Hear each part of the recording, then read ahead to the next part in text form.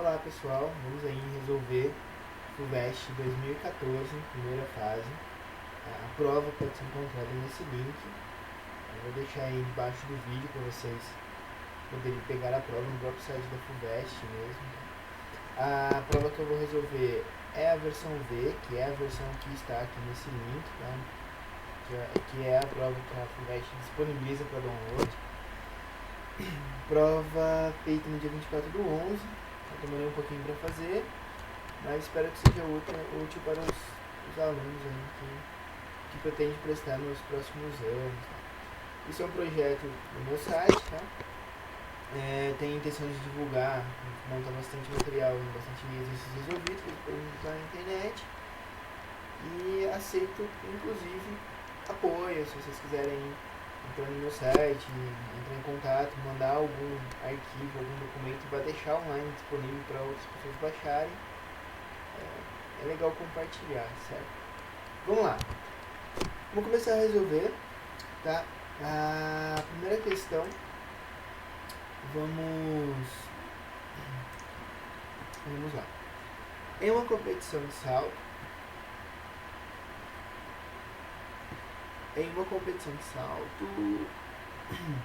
em distância, um atleta de 70 kg tem, imediatamente antes do salto, uma velocidade na direção horizontal de módulo 10 metros por segundo. Ao saltar, o atleta usa seus músculos para empurrar o chão na direção vertical. Então, ele vai empurrar o chão na direção vertical, produzindo uma energia de 500 joules, sendo 70% deste valor na forma de energia cinética. Imediatamente após se separar do chão, o módulo da velocidade do atleta é mais próximo dele. Vamos lá. Ele diz que 70% daquela energia é usada para transformar, é usada na forma de energia cinética, certo? Então eu posso simplesmente multiplicar 70%, né, que significa 70%. É 70 por 100. 100 é 100. Então eu posso simplesmente escrever como sendo 0,7. Então para descobrir 70% de 500, basta multiplicar 0,7 por 500. Ele diz que esta energia foi utilizada para transformar em energia cinética. Energia cinética, aí, cuidado com o termo, ele diz que ele empurra o chão na direção vertical. Então essa energia cinética, ela está associada à velocidade vertical. Então vamos lá. O atleta ele tinha inicialmente uma velocidade, vamos chamar de Vx, cujo módulo era 10 metros por segundo. Tá? Quando ele utiliza essa energia para variar a sua velocidade, ele a faz, tá, no sentido de empurrar o chão para baixo, ou seja, no sentido de variar apenas a componente vertical da velocidade. O que isso significa? Que essa energia é utilizada para variar apenas a energia cinética associada à direção vertical. O que eu quero dizer com associada? A energia cinética não é um vetor, portanto eu não posso dizer que seria energia cinética na direção vertical, tá? É a energia cinética associada à componente vertical da velocidade, tá, do atleta. Então tá, feito isso, vamos calcular quanto que é a velocidade do atleta, tá? A componente vertical da velocidade do atleta. Vamos lá. 0,7 vezes 500 vai ser a massa do atleta, 70, sobre 2 vezes a componente vertical da velocidade. Posso cortar um zero, cortando mais um zero, aqui vai ficar 0,7. Posso cortar com esse cara aqui. Passando 2 multiplicando, daqui vai ficar 10, e do lado de lá vai ficar Vx ao quadrado. Aqui eu estou errando o índice, tá? É Vy, certo? Vy ao quadrado, certo? Bom, aqui vai uma dica. Por que eu disse que a energia cinética ela não é um vetor, né? Porque eu disse associada à direção vertical. Bom, quando eu escrevo a velocidade de um corpo, tá? A velocidade no caso desse atleta vai ser dada por que valor? Lembrando que Vx e Vy são componentes de um vetor, a velocidade V do atleta vai ser, a gente usa a regra no paralelogramo, vai ser a diagonal, nesse caso, desse retângulo, certo? Bom, então como que a gente calcula? Usa o teorema de Pitágoras. V ao quadrado é Vx ao quadrado mais Vy ao quadrado. Perceba que se eu multiplicar essa equação inteira por m sobre 2, eu tenho justamente a energia cinética do atleta, tá? Então, m sobre 2v ao quadrado é m sobre 2 vx ao quadrado mais m sobre 2 vy ao quadrado, certo? Então, a energia cinética, como sendo um escalar, ela é simplesmente a energia cinética do cara vai ser a energia cinética, cuidado, associada à direção x, tá? Então não seria a componente x da energia cinética, mas a energia cinética associada à direção y.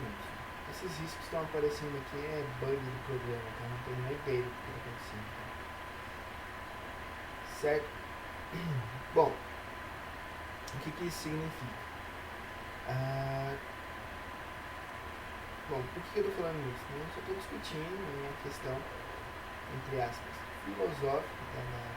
da energia cinética. Bom, mas vamos ao que interessa agora e finalizar o exercício.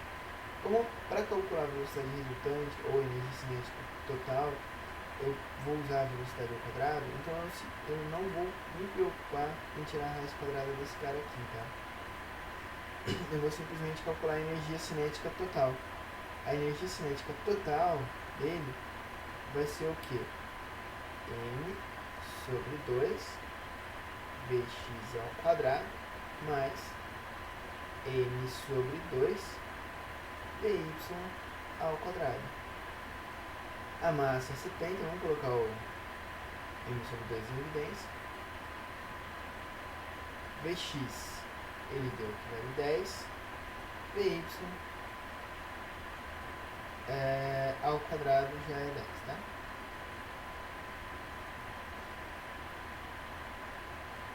Certo? Só que a energia cinética vai ser M sobre 2, V, corta esse cara. Fred poderia simplesmente usar o teorema de Pitágoras e já resolveria o problema. Bom, então a resposta vai ser 10 ao quadrado 100 mais 10, 110, V ao quadrado igual a 110, passo ao quadrado do outro lado extremo raiz. Isso daqui provavelmente vai dar muito perto de quanto? De 10. Por quê? Quanto que é 11 ao quadrado? 11 vezes 11 vai dar 11 mais 11. 0, 1, né? 2, 1. 121. Eu percebo que 11 ao quadrado é um tanto quanto bem maior até do que 110. Então, deve ser aproximadamente, vamos usar esses dois tiozinhos para simbolizar o aproximado, também é usual aquele símbolo assim, né?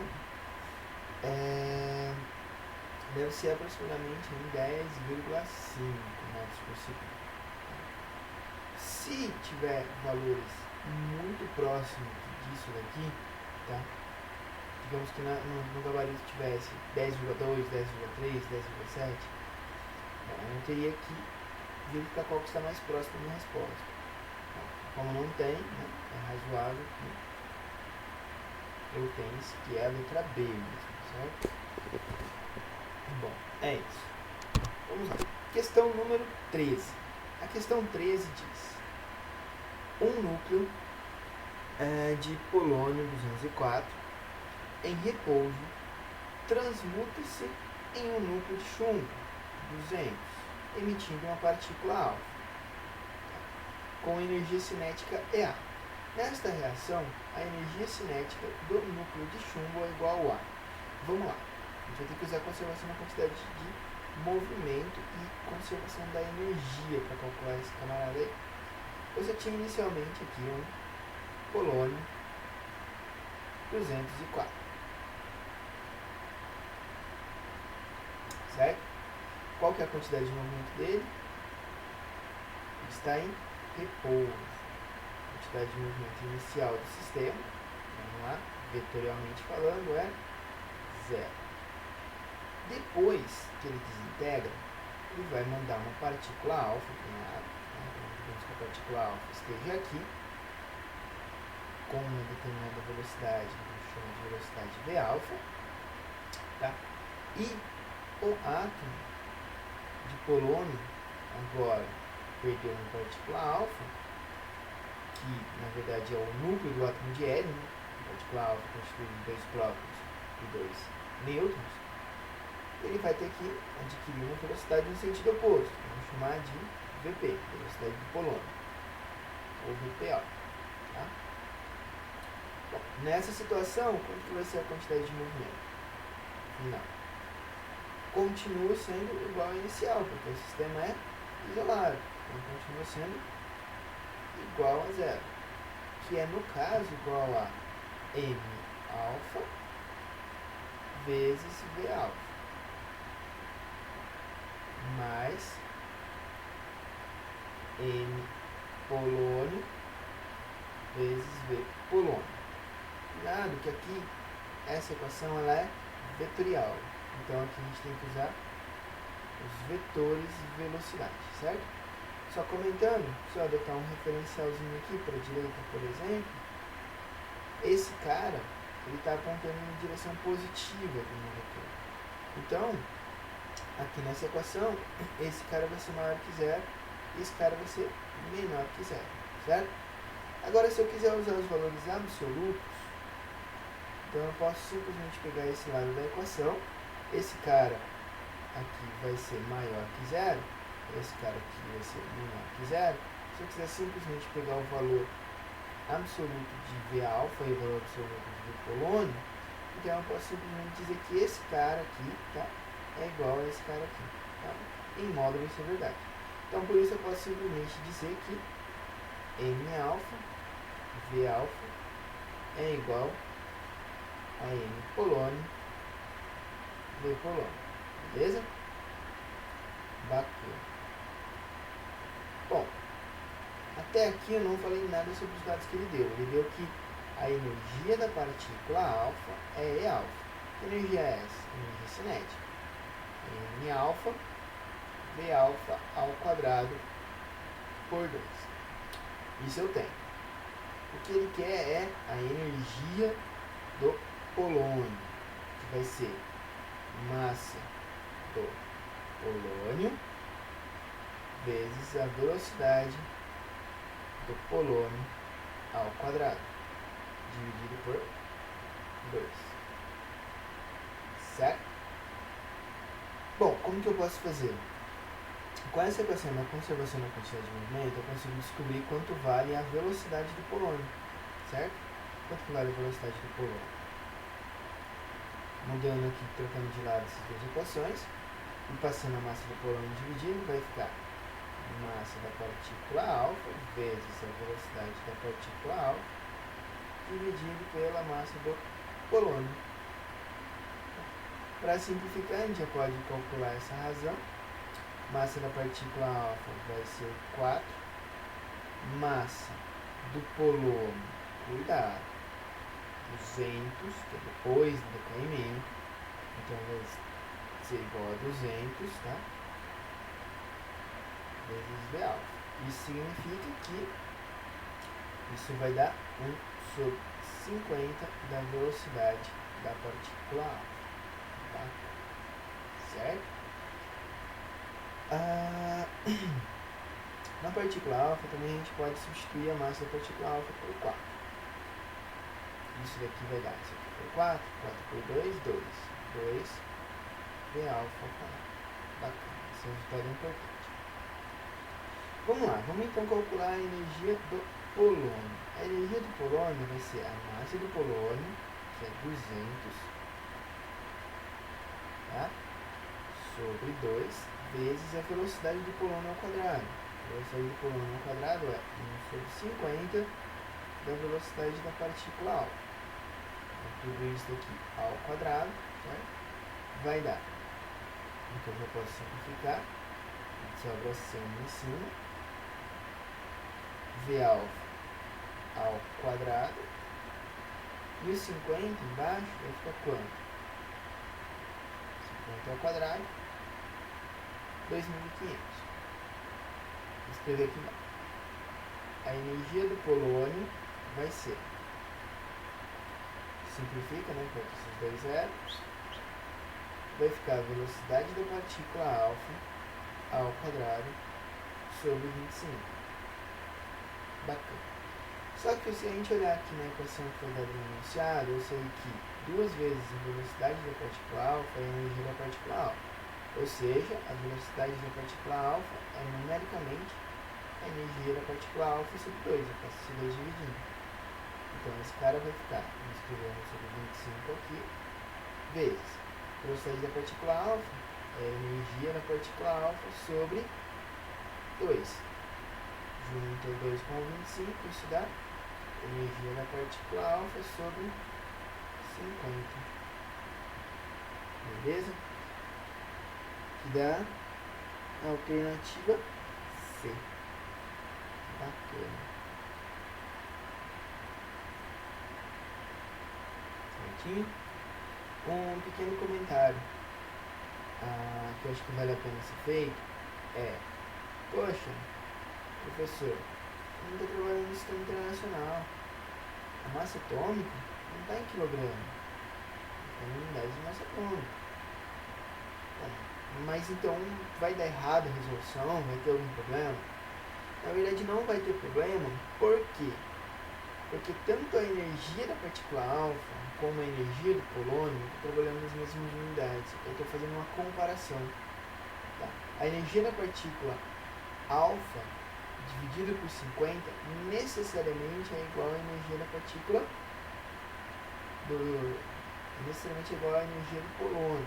Ou seja, não importa a unidade, se um vai ser 50 vezes maior que o outro, vai ser 50 vezes maior que o outro em qualquer que seja a unidade, tá? Então não importa a unidade. Então quando não importa a unidade que você vai trabalhar? Bom, duas condições devem ser satisfeitas. A unidade que você vai trabalhar tem que funcionar da seguinte forma, tá? Imagine que aqui está a unidade do sistema internacional. E aqui é a unidade que você quer trabalhar. Unidade arbitrária. Vamos chamar unidade arbitrária. UA. O que eu quero dizer com isso? Quando a unidade arbitrária, por exemplo, a unidade de massa atômica tiver um certo valor, a unidade do sistema internacional também tem um certo valor. Quando a unidade arbitrária vale zero, necessariamente a unidade do sistema internacional tem que valer zero. Por quê? Se isso não for satisfeito, você não pode trabalhar com qualquer unidade. Um exemplo disso é a equação do PV tipo Bottone, PV igual a nRT, equação dos gases ideais. E PV tipo Bottone também, tá? PV sobre RT, sobre T, é uma constante. Então P0, P0, P0, vai ser um PF, VF, TF. No caso, se eu escrever aqui, se eu colocar graus Celsius aqui e Kelvin aqui, elas não obedecem esse gráfico. Por quê? Quando a temperatura for 0 graus Celsius, não vai ser 0 Kelvin, tá? Eles são diferentes. Então vai dar errado essa comparação. Necessariamente eu tenho que trabalhar em Kelvin quando eu faço esse tipo de comparação. Quando eu estiver falando de variação, aí não tem problema. Se eu quiser saber, por exemplo, a quantidade de calor para aquecer alguma coisa, eu estou trabalhando em variação, certo? Então, isso mesmo for comparação, tá? Q1 igual a M1, C1 deve T1, eu comparar com Q2 igual a M2, C2 deve Q2, não teria problema a unidade que você vai usar. Nesse exercício, especificamente, eu estou fazendo uma comparação entre energias. Então a única coisa que eu preciso é que todos eles estejam no mesmo sistema internacional, no mesmo sistema de unidades, não precisa ser no sistema internacional de unidades, certo? Bom, é isso. Vamos continuar. Exercício número 14. Exercício número 14 ele é bastante conceitual. Ou você sabe, ou você não sabe. Bom, parece uma frase do Galvão Bueno, né? Não. Eu quero dizer com ou você sabe ou você não sabe, ou você sabe a definição e já resolve o problema, ou não tem o que fazer. Não depende de método de resolução de exercício nem nada disso. Vamos lá. Por que eu estou falando isso? Vamos ver o exercício que a gente vai entender.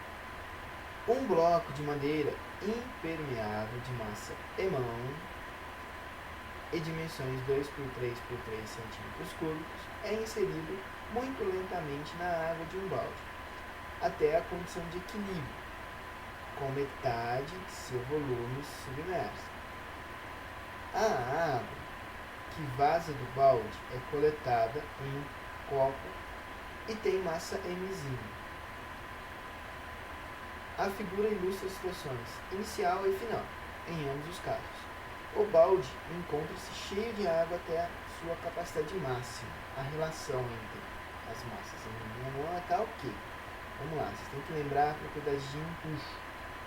Vocês lembrar aqui, o peso do líquido deslocado é igual ao valor do empuxo, vamos escrever assim, você mata o problema. Por quê? Imagina que o bloquinho está aqui flutuando na água. Vou representar só o bloquinho, né? Aqui estaria a água e tal. Sobre ele atuam quais forças? O peso do bloco, que é mg, e o empuxo. E, certo? Na forma vetorial, P igual a mg, e empuxo é um vetor. Peso do líquido deslocado, quem que é o líquido deslocado? É esse carinha aqui. Tá? Então qual que é o peso dele? É a massa dele vezes a gravidade. Isso tem que ser igual ao empuxo. Para que esse corpo fique em equilíbrio, é necessário que o empuxo seja igual ao peso. Senão ele não vai ficar em equilíbrio. Bom, e quanto que é o peso desse corpo? É em mão G. Tá? Corta a gravidade e você conclui que a massa dos dois corpos tem que ser iguais. Tá? É puramente conceitual essa questão. Você lembra que o peso do deslocado é igual a um empuxo, matou o problema, certo? Letra C. Vamos lá. Questão número 15. Para passar de uma margem a outra de um rio, uma pessoa se pendura na extremidade de um cipó esticado, formando um ângulo de 30 graus com a vertical e inicia com velocidade nula o movimento pendular. Do outro lado do rio, a pessoa se solta do cipó no instante em que sua velocidade fica novamente igual a zero. Imediatamente antes de soltar, sua aceleração tem que valor? Bom, vamos lá. Se a pessoa ela salta de uma determinada região formando um ângulo de 30 graus com a vertical, né? Aqui seria a vertical, aqui 30 graus. Supondo não haver perda de energia, essa pessoa do outro lado, ela atingir o lado oposto, quando a velocidade ficar exatamente nula, desculpa a explanação, o ângulo aqui vai ser também 30 graus, porque ela vai atingir exatamente a mesma altura. Tá? Então vamos fazer o diagrama de força atuando na pessoa nessa extremidade aqui. Tá? Vamos lá. Quais são as forças que atuam sobre essa pessoa? A tração no fio, certo? E o peso. Mais alguma força? Não. Só essas duas. Não tem mais nada puxando esse camarada aqui para lugar algum. Certo? Beleza. Aceitou isso? que a gente vai fazer? Qual que é a resultante? A resultante necessariamente é perpendicular ao fio. Por quê? Porque a aceleração tem que ser nessa direção. Se ela fosse em outra direção, ou o fio estaria arrebentando ou sendo comprimido, o que não é verdade. Então, o que a gente faz? Traça uma linha aqui, perpendicular à tração, certo? A resultante tem que dar nessa direção. Bom, meus desenhos aqui, né, o comprimento da tração, do vetor tração e do vetor peso, não estão necessariamente em escala. Para ajudar a resolver esse problema, o que eu sugiro que vocês façam? Monte um triângulo. Eu sei que minha resultante está para cá. No lugar de usar a regra do paralelogramo, vamos montar um triângulo. Eu vou colocar aqui o vetor tração. Tá? Se eu somar com o vetor peso, eu tenho que obter um vetor nessa direção, formando 90 graus aqui. Então, o que eu vou fazer? Eu vou colocar o vetor peso partindo do focinho do vetor tração. Né? Lembra da regra de soma de vetores? Focinho no rabinho. Esse vetor, mais esse vetor, mais esse vetor, mais esse vetor. Somando todos esses vetores, o resultante é quanto? É daqui aqui. Certo? Bom, aqui nesse meu problema, a situação é um pouquinho diferente, porque eu já sei qual vai ser a direção do vetor resultante. Então eu vou pegar o peso, descer ele até atingir essa linha tracejada. Por quê? Porque eu sei que essa daqui é a minha resultante. Vamos chamar de R, tá? R é o vetor resultante, é a soma vetorial da tração mais o peso. Então, assim, pensando do ponto de vista físico, ou eu representaria essa tração nesse peso, tá? Ou somente a tração, ou somente a resultante, entendeu? Por quê? Porque a resultante se dá nessa direção. Não são três forças, são só duas forças. Essa força tração mais a força peso dá como resultante essa força R. Aqui nós sabemos que vale 30 graus. E eu quero calcular o quê? A aceleração do corpo. A aceleração depende da resultante. Pela segunda lei de Newton, resultante é m vezes m. Então o que eu vou fazer? Eu vou ter que calcular a resultante nesse triângulo com base em algo que eu conheço. Quem que eu conheço?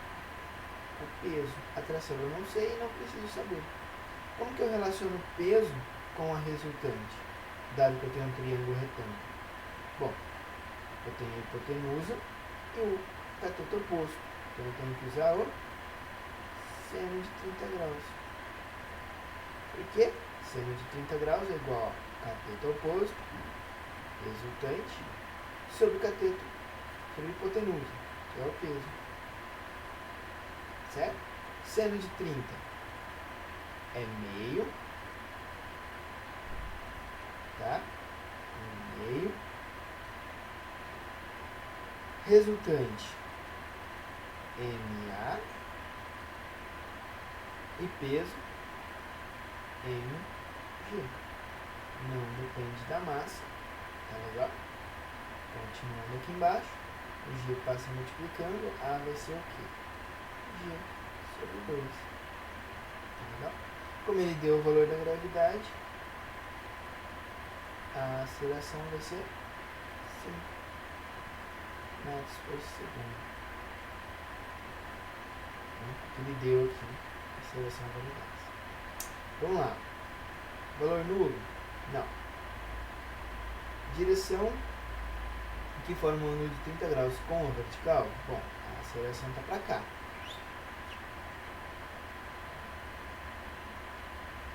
Que ângulo que ela forma com a vertical? Aqui 90 graus.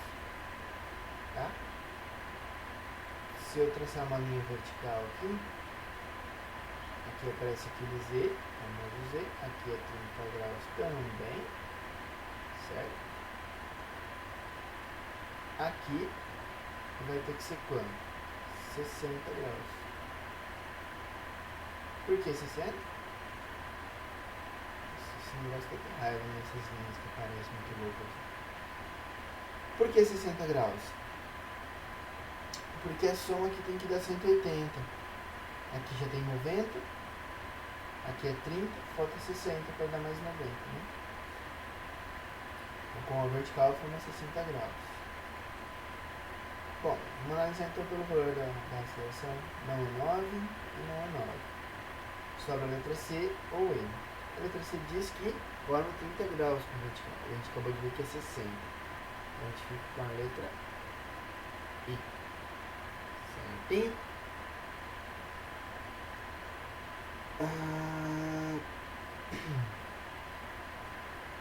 Beleza.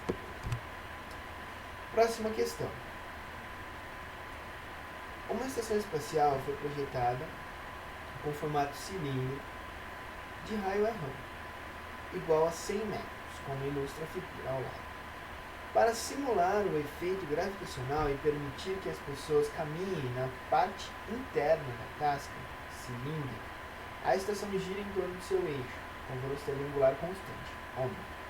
As pessoas terão sensação de peso, como se estivessem na Terra, se ômega for de aproximadamente...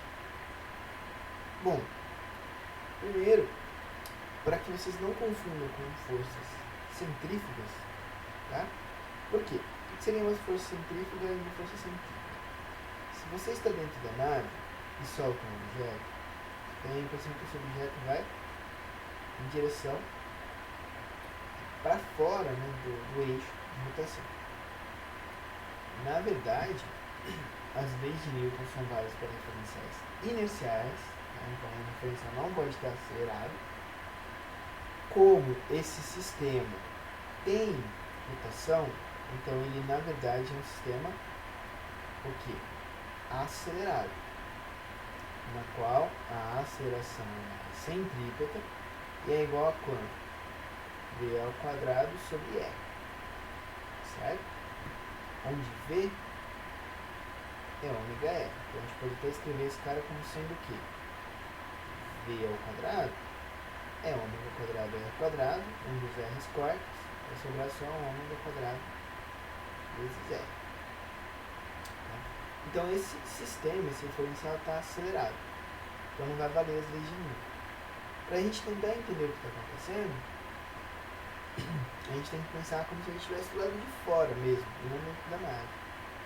Então o que vai acontecer é o seguinte: esses camaradas aqui, para permanecer dentro da nave, vai ter que fazer uma força para o centro, na direção da aceleração. Então, o que esses caras vão estar fazendo? Eles vão estar empurrando o chão, tá? Da mesma forma que você empurra o chão na terra para ficar em pé sobre ela. Ou seja, eles precisam fazer uma força centrípeta, e para ele ter a impressão de que ele está na Terra, essa força que ele vai fazer tem que ser exatamente a mesma força que ele faria se ele estivesse no chão. E essa força na Terra é a força peso. No caso da força centrípeta, ela é uma resultante, ela vai ser a massa vezes a aceleração centrípeta. No caso da força peso, vai ser massa vezes a gravidade.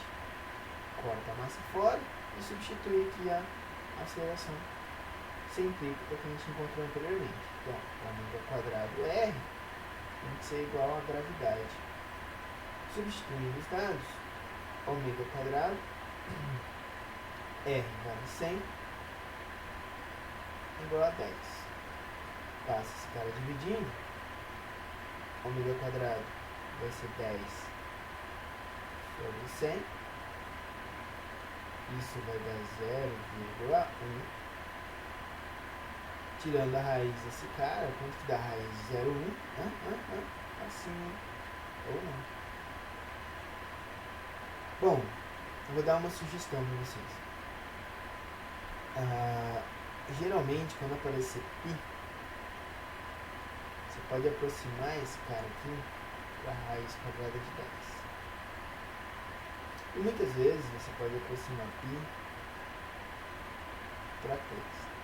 São aproximações razoáveis, tá? Essa daqui é muito mais razoável que a de baixo. Se você for fazer as contas na calculadora, você vai descobrir que raiz de 10 é 3,16 e 3,14. Tá? Então, é uma aproximação bem razoável. Essa daqui já é mais grosseira. Mas o que a gente vai fazer? Quanto que é a raiz de 0,1? 0,1 é o mesmo que 1 sobre 10. E quando eu tirar a raiz desse cara, vai ficar o mesmo que 1 sobre a raiz de 10. Então eu posso aproximar esse cara para 1 sobre 3. Tá? É uma aproximação razoável. Eu sei que na verdade a raiz de 10 é maior do que 9, que é igual a 3 ao quadrado. Tá? Então, maior que a raiz de 9. Né? Eu sei que a raiz de 10 é maior que 3. Como eu estou fazendo uma aproximação para um número menor aqui, tá? O meu resultado vai ser maior do que o esperado. Não tem problema. Vamos continuar. 1 dividido por 3 vai dar 0,3333. Então isso dá aproximadamente 0,3 radianos por segundo. Certo? Bom, como os demais valores estão bem estáveis, eu posso afirmar com certeza que essa é a resposta. Cuidado, se tivesse mais uma casa, por exemplo, 031, 032, né? Ou 029, alguma coisa assim, vocês deveriam fazer as contas com mais detalhes. Tá? Aí no caso, vamos supor que as respostas fossem 0,31 e 0,29. Qual vai ser a resposta? Supondo que no lugar da letra B, a letra A fosse 0,31, a letra B 0,29 e o resto fosse esses números mesmos. Como que eu decidiria entre 0,31 e 0,29? Bom, se fosse esse o caso, 3 eu sei que é um número menor do que o que deveria estar aqui. Esse número aqui deveria ser um pouquinho maior, certo? Se esse número é um pouquinho maior, tá?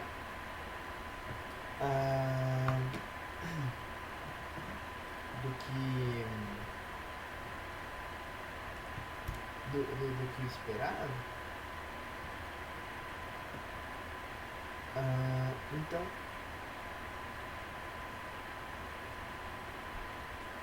o que eu vou fazer?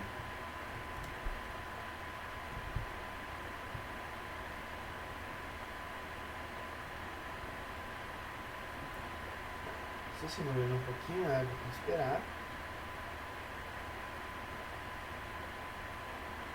vamos lá. Isso foi isso.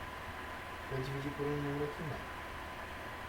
Se a gente dividir por 3, vai dar 0,333. Tá. Se a gente dividir por um número um pouco maior que 0,333, você vai obter um valor um pouco menor que isso. Só que é bem pouco, tá?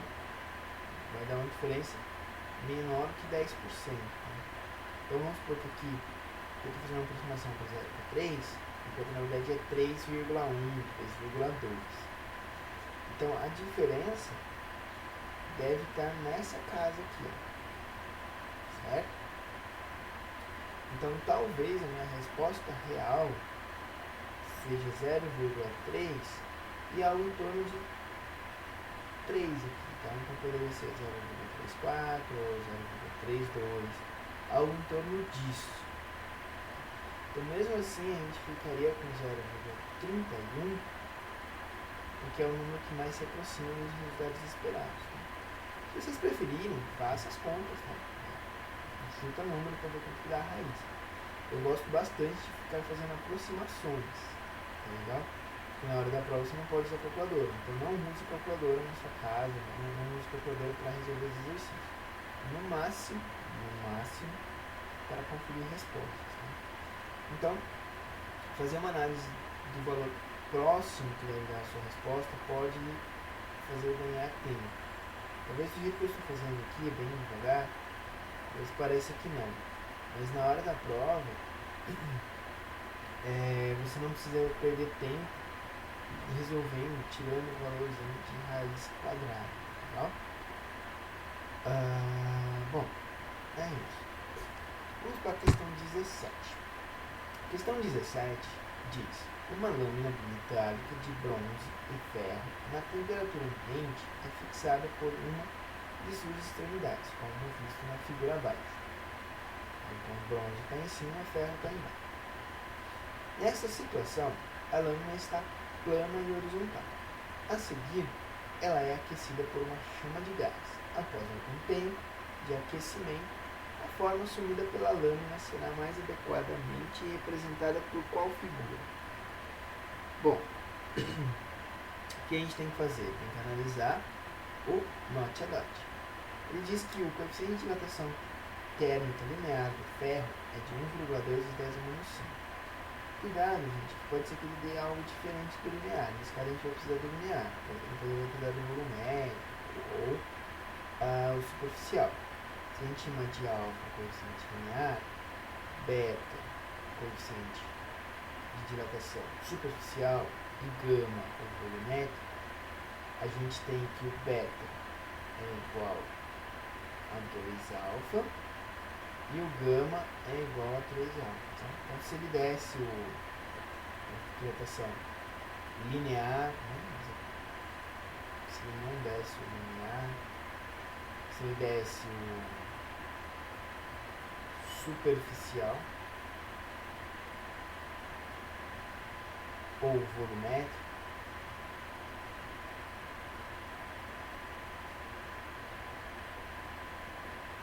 aí eu deveria usar essa relação para calcular o linear. Aqui a gente vai usar o linear porque ele fala que são lâminas, tá? Uma lâmina bimetálica. Então o que a gente vai fazer? A gente vai ter que analisar o comportamento, né, de uma lâmina. Lembra da formulinha? A variação do comprimento da lâmina vai depender do comprimento inicial, de uma constante de dilatação e da variação da temperatura, que eu vou chamar de T. Bom, L0 por todas elas é igual. Se eu estou aquecendo esse sistema, o ΔT, a variação de temperatura também é igual para as duas lâminas. Tá? Então a gente tem que comparar os dois ΔLs. Como que a gente faz? Separa o que é igual. Tá? O que é igual para as duas lâminas? L0, ΔT. A gente pode isolar ΔL sobre alfa, que é igual a L0 ΔT. Procedimento de comparação que a gente usa em várias situações, como no caso dos gases ideais. PV sobre T é igual a Rn, né?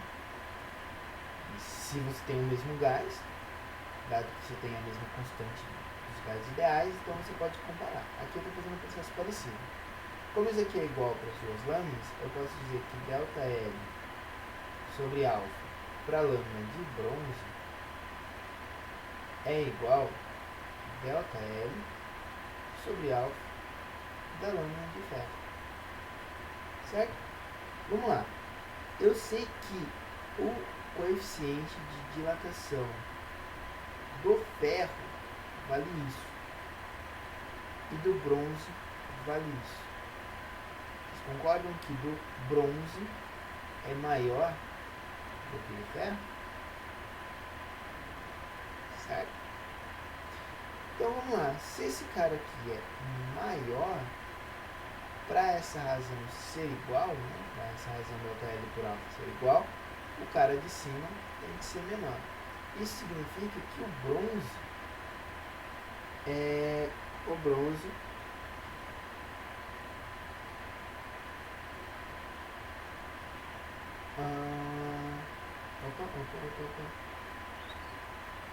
se esse cara aqui é maior, tá? Se você aumenta esse número, você tem que aumentar esse cara aqui.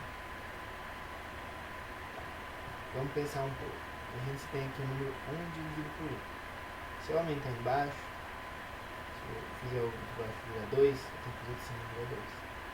E assim sucessivamente.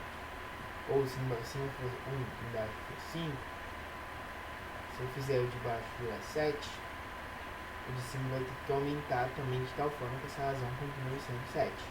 Aí vai ser 1 e alguma coisa, né? Vai ser...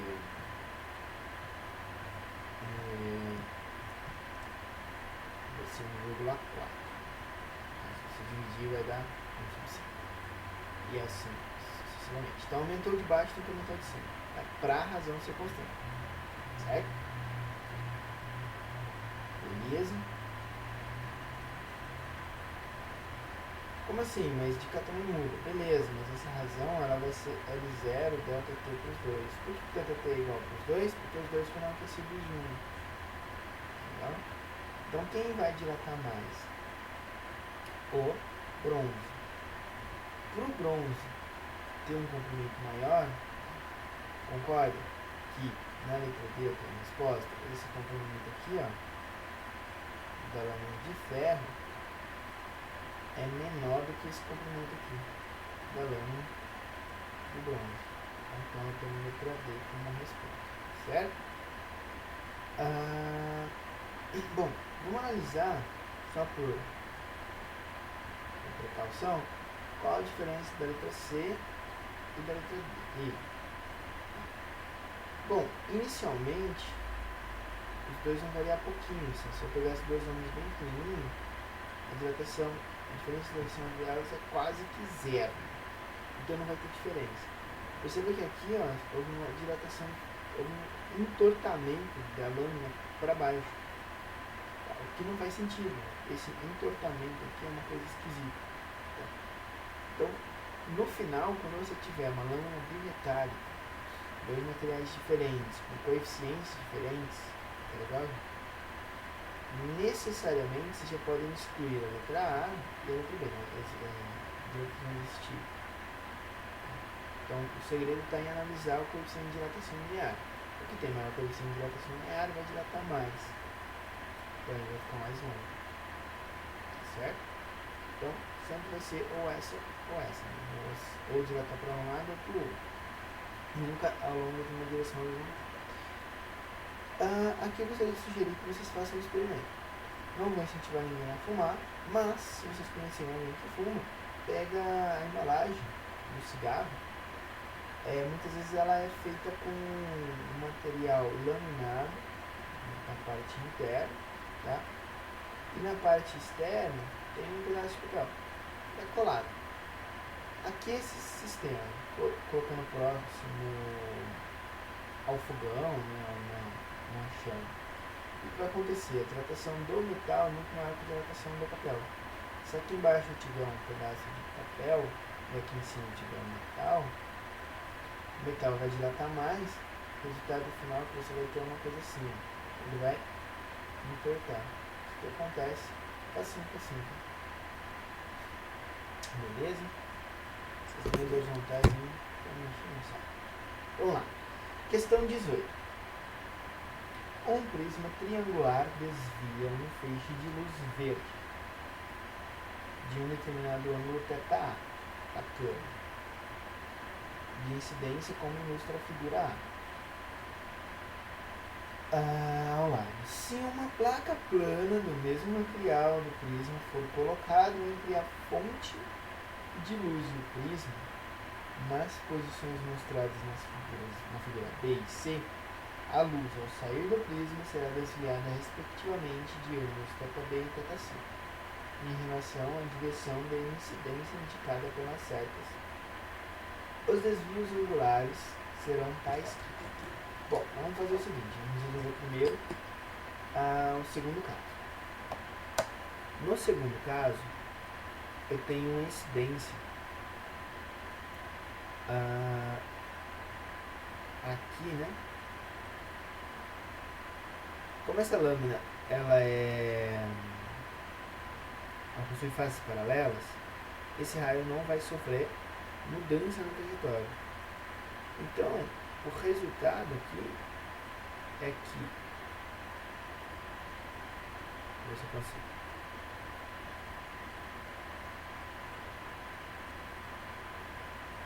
É que ele vai se desviar da mesma quantidade que esse cara aqui. Certo?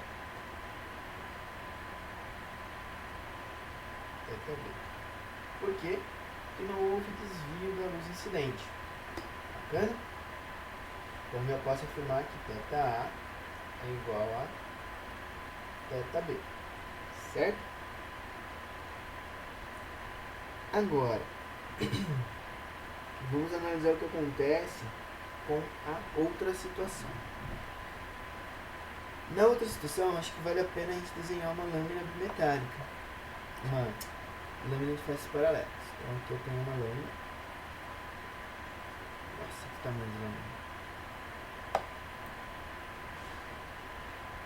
Uma lâmina. Certo? Imaginando que um feixe incida sobre ela. O que vai acontecer?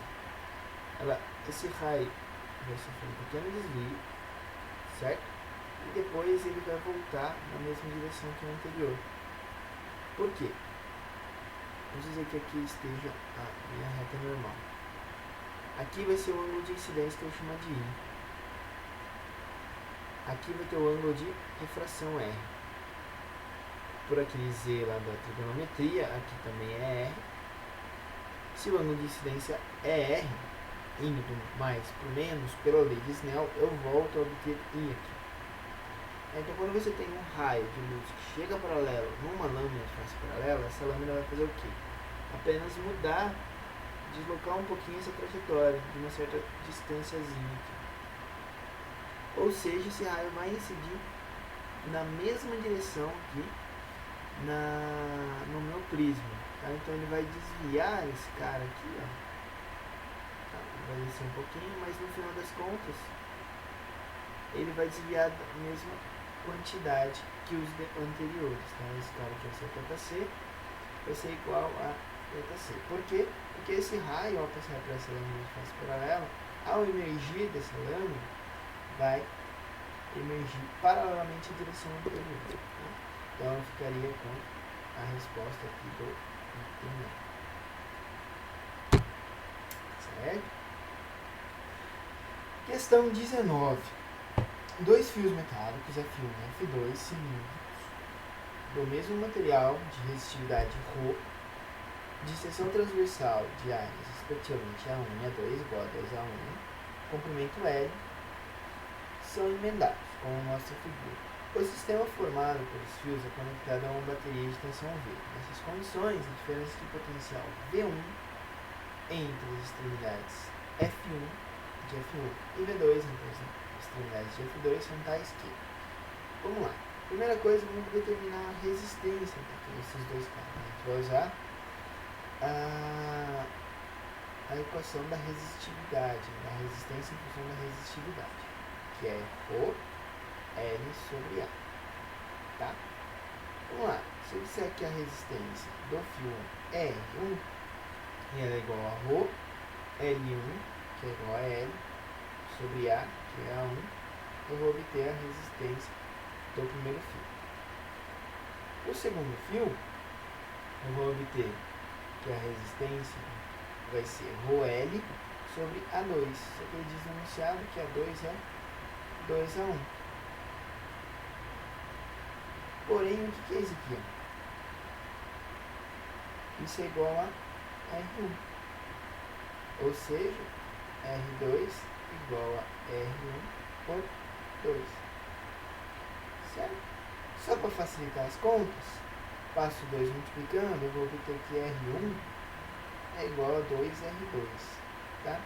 E se eu falar que R2 é igual a R, só para facilitar a vida nossa, ou X, enfim, que seja, tá? Esse cara aqui vale R, o outro vai valer 2R, certo? O que faz sentido, tá? Lembrando que resistência é a dificuldade que tem de permitir que os elétrons atravessem. Um fio menor, mais fino, tem resistência maior, tá? Então tem maior dificuldade, né? Apresenta maior dificuldade para que os elétrons o atravessem, certo? Beleza. Então vamos lá. Dado que aqui é V, quanto que vale a corrente que passa por esses caras aqui? Vale I é igual a V sobre a resistência total, que é 3R, que eles estão em série, certo? 2R mais R, 3R. Bacana. Quanto que é então o potencial em V1? V1 é... Vamos lá, por que eu calculei a corrente? Porque o que eu tenho de comum nesses dois camaradas aqui é a corrente. Tá? Então eu sei que a corrente que passa nesse é igual a corrente que passa nesse. Não dá para comparar o que está acontecendo com um com o outro. O potencial V1 vai ser R1, que é igual a 2R, vezes V. Enquanto que o potencial V2 é igual a resistência R2, que é R, vezes V. Bom, agora já era, né? Isso daqui é V2. região aqui é igual a V2. Então V1 é 2 V2. Ou divide uma equação pela outra. Vou eliminar o R e o V. Vai dar V1 sobre V2 igual a 2.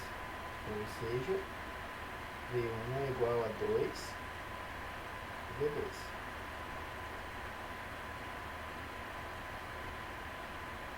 Letra D de dado.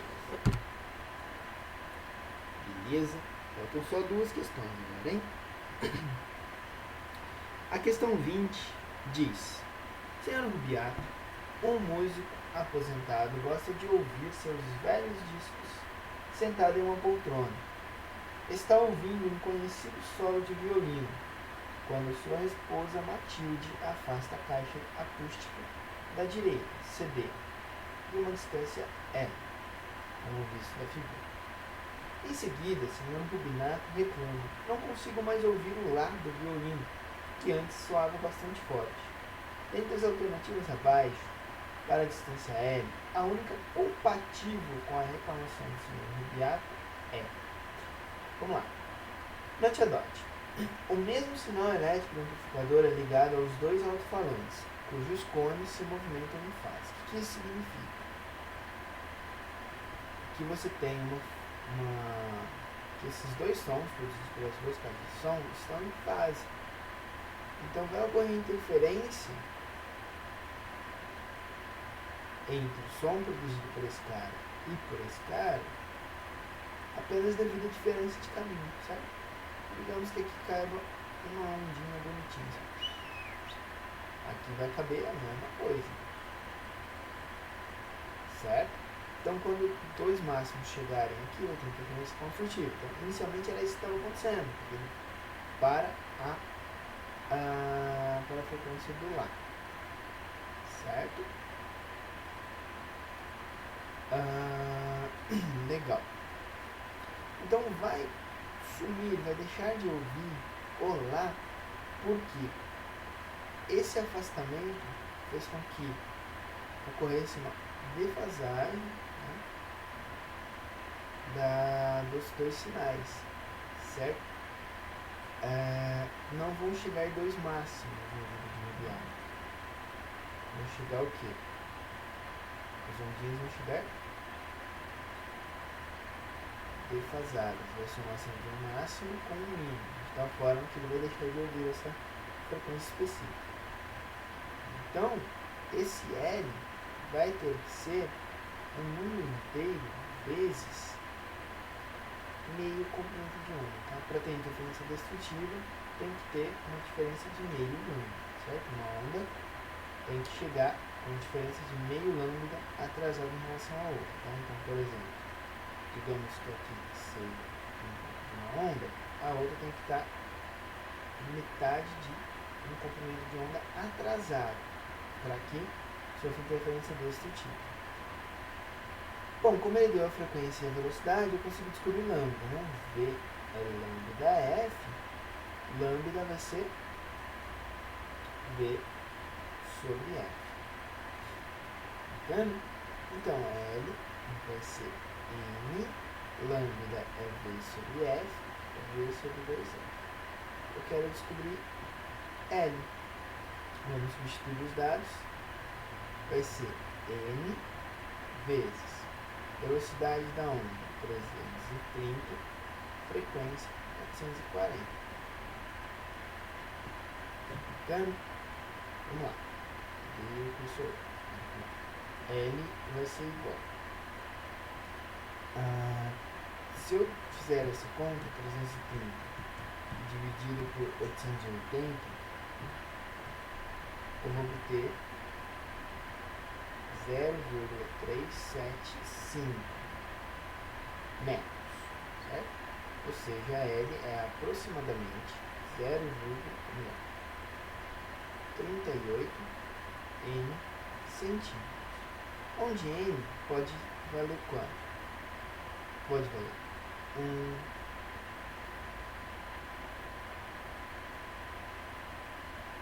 que mais? quero que tenha interferência destrutiva. Então a diferença tem que ser meio lambda. Se n for igual a 2, a diferença de caminho vai ser lambda. A interferência é destrutiva. Não, construtiva. Só vai ser destrutiva se n for ímpar. Então n assume quais valores? 1, 3, 5, 7, etc. Na verdade, esse exercício até que é mais ou menos simples, porque a única solução possível é para n igual a 1. Se n fosse igual a 3, tá? Já daria mais de 1 metro, daria 1,125 metros, tá? Ou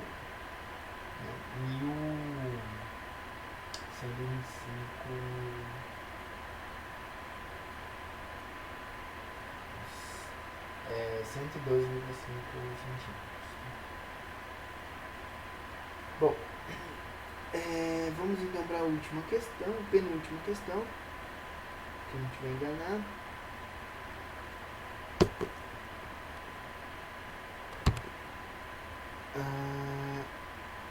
Essa questão número 21, fala de partículas com carga elétrica positiva penetrando em uma câmara de vácuo, onde há em todo o seu interior um campo elétrico do módulo E e um campo magnético do módulo B, ambos uniformes e constantes, perpendiculares entre si, nas direções e sentidos indicados na figura. As partículas entram na câmara com velocidades perpendiculares aos campos de módulo V1, que é o grupo 1, V2, o grupo 2, e V3, o grupo 3. As partículas do grupo 1 têm sua trajetória curvada no sentido, o grupo 2 em sentido oposto. E a do grupo 3 não tem sua trajetória desviada. A situação está ilustrada na figura abaixo. Considerando as seguintes informações sobre as velocidades das partículas de cada grupo, temos. Bom, antes de resolver o problema, vamos analisar a seguinte situação. Ele diz que todas as partículas possuem cargas positivas. Se as cargas são positivas, lembra, a carga positiva tem força elétrica na direção do campo elétrico. Certo? Vamos lá. Se eu usar a regra da mão esquerda, FBV, F é o dedão, B é o campo, V é a velocidade, vamos indicar, o dedão é o F, a força, o indicador é o campo e o dedo médio é a velocidade. Se a gente alinhar velocidade com o dedo médio, campo magnético, que é o indicador, para fora do papel, vocês vão obter que a força magnética é para baixo. Certo? Então, qual o ponto que a gente vai obter? Que para partículas do grupo 1, a força elétrica ganha. Vai ser maior do que a força magnética. Vamos ver o que vai acontecer. A força elétrica é Q vezes E. Força magnética é Q V B. A carga vai embora. Significa que o campo elétrico é maior do que V B. No caso, V1. Guarda isso por enquanto. As partículas do grupo 2, eu vou obter que a força elétrica é o quê?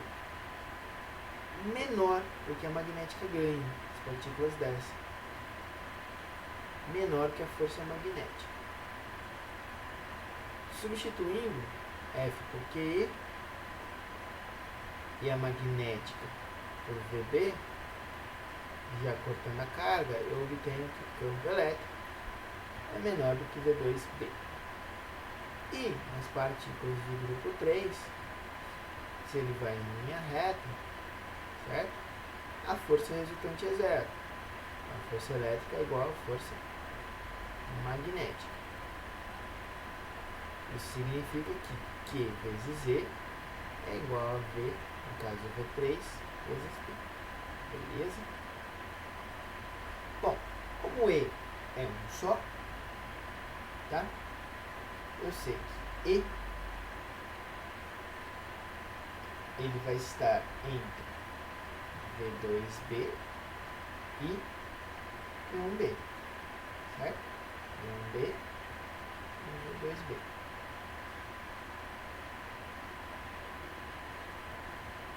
Substituindo E por V3B,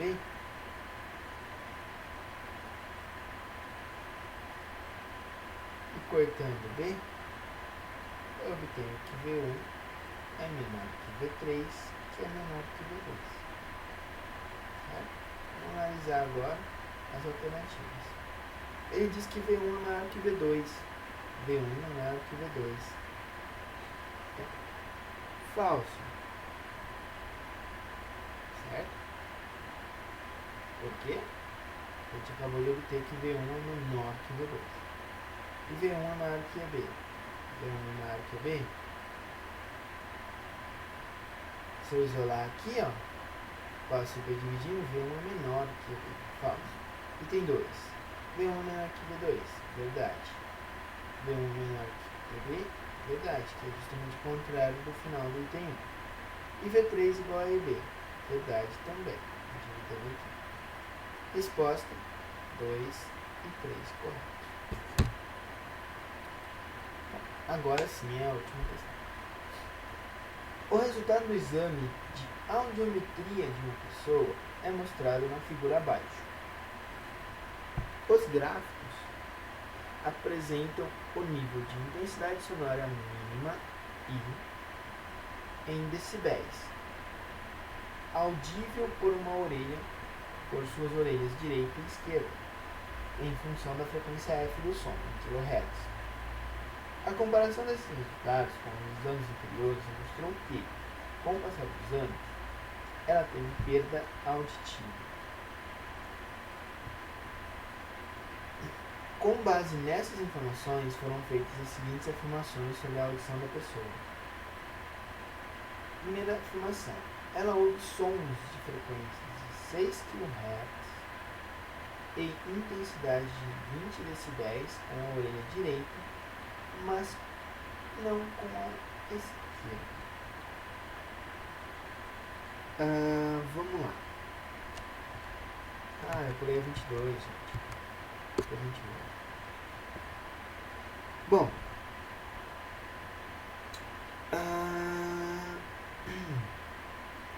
o que a gente vai fazer? Vamos procurar esses pontos no gráfico. Ela ouve sons de frequências de 6 kHz em intensidade de 20 decibéis com a direita, mas não com a esquerda. Vamos lá. 6 kHz. Tá aqui, ó. Cuidado, aqui é o nível sonoro. A pessoa vai ouvir, por exemplo, que está abaixo desse cara aqui. Porque essa intensidade é muito baixa no escudo. Então a gente tem que ver se o ponto se encontra abaixo dessa curva, e não assim. E outra coisa, ele cresce de cima para baixo. Né? Então, cuidado. Vamos lá. Vamos localizar o ponto de 6 kHz e 20 decibéis. 6 kHz está aqui. 20 decibéis está aqui. A pessoa não ouve. Ele diz que ouve. Então ele está errado. Com a orelha direita, com a orelha da direita. 6 kHz, 20. Ele ouve com a esquerda, justamente o contrário do que está aqui no item 1, certo?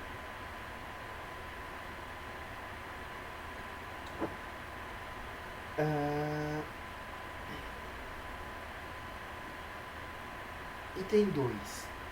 Um sussurro de 15 decibéis de frequência de 0,25 kHz é ouvido por ambas as orelhas. Vamos lá. 0,25 kHz. 0,25, 15 decibéis. 15 decibéis está aqui, entre 10 e Verdade. Eu ouvi as orelhas. A diminuição de sua sensibilidade auditiva, com o passar do tempo, pode ser atribuída a degenerações dos ossos martelo, bigorna e estribo da orelha externa, onde ocorre a conversão do sono em impulsos elétricos. Bom, eu não sou professor de biologia e não tenho a menor ideia do porquê se perde a audição. Entretanto, quando ele fala orelha externa, supõe-se que é a parte exterior da orelha, certo? Não é a parte interior. O martelo, bigorna e o estribo são partes do ouvido interno e não externo. Não sei se é devido a degenerações dessas estruturas, mas se for, elas não fazem parte da orelha externa. Então, necessariamente, é falsa essa afirmativa, certo? Então, gente, vou lá capturar a questão 21 que ficou faltando, 22, né, que ficou faltando. Dá uma pausa. Agora sim. Questão 22. No sistema cardiovascular de um ser humano, o coração funciona como uma bomba com potência média de 10 watts, responsável pela circulação sanguínea. Se uma pessoa fizer uma dieta alimentar de 2.500 quilocalorias diárias, a porcentagem dessa energia utilizada para manter sua circulação sanguínea será aproximadamente igual a... Bom, como não podia deixar de ser, eu vou dar uma enrolada para responder. Não sei se o pessoal gosta desse meu método, mas eu vou dar algumas dicas antes, tá? Dicas. Você está lá na hora da prova, né, você vai levar um chocolate, você vai levar uma barra de cereal, alguma coisa assim. Na barra de cereal tem esse valor aqui. Tá lá. Ingestão diária recomendada, 2.400 quilocalorias. Ou 2.500 quilocalorias. Alguns apresentam 2.000 quilocalorias, tá? O negócio varia um bocado bom. Legal? Bom, se você multiplicar esse valor aí, vamos pegar o 2.500 por 4,2, tá? Você vai obter a quantidade de energia em joules, em quilojoules. Se a gente pegar o 2.200, que é o mais frequente, você vai obter perto de 8.800 quilojoules. Um dia tem, vou pegar em 24 horas, multiplicar por 3.600, 86.400 segundos. Se você dividir 8.800 kJ por 86.400 segundos, você vai obter que a potência de um ser humano é aproximadamente 100 watts. Tá legal? Aproximadamente. Esses são números. Você não é obrigado a decorar, mas são valores que sempre caem. Tá? A Unicamp já perguntou, né, qual que é a ingestão diária recomendada, ou enfim. São valores úteis, que você tem pelo menos uma noção. Tá? Se você conseguir decorar, perfeito. Se você decorar, essa resposta está no modo. Por quê? Se uma pessoa tem uma potência em torno de 100 watts e o coração tem uma potência de 10 watts, então significa que a porcentagem de energia gasta só pelo coração é de aproximadamente 10%. Letra C. Claro que não se aproxima de 10%. Mas se você não souber, não tem problema, vamos fazer as contas. Caso a Unicamp pedia o consumo diário, dado que a potência humana consumida era em torno de 100 watts. Então a diária era só multiplicar por 86.400 segundos. No caso, eu não preciso decorar, é só multiplicar por 3.600 e por 24. Tá? Mas como esse aí é um tipo de questão bastante recorrente, talvez valha a pena decorar. Bom, vamos lá. Vamos nessa.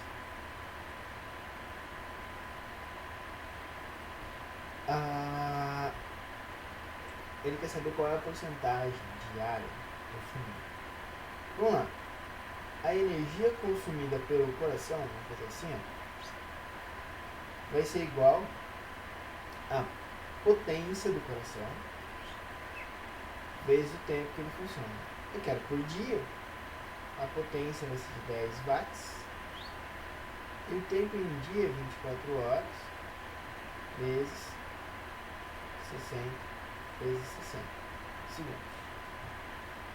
Fazendo essas contas, tá? Fazendo um calculador, não façam um calculador, não siga meu exemplo, vai dar 864 mil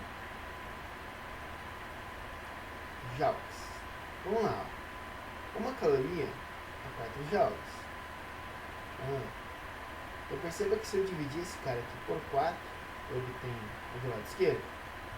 Então, se eu dividir esse camarada aqui por 4, eu obtenho calorias. Tá? Então, vamos dividir por 4.